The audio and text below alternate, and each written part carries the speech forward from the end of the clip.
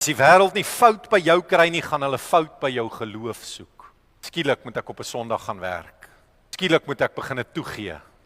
Moenie kompromieer nie. Daniël leer vir ons om sterk te staan. Ons leer nog 'n beginsel en een wat gereeld nou by ons voorkom hier uit die boek van Daniël is om sterk te staan in gebed voor die krisis.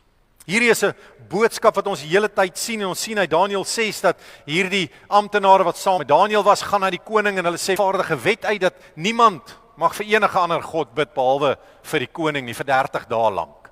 Want hulle het geweet wat Daniël elke dag doen. Daniël 6 vers 11.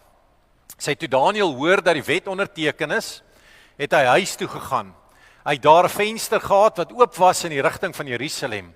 Hy het daar 3 maal 'n dag op sy knieë gegaan om tot sy God te bid en hom te loof. Hoor mooi, soos hy gewoond was om te doen. Daniël het geweet wat die risiko was. Hy het geweet wat die straf is en wat doen hy?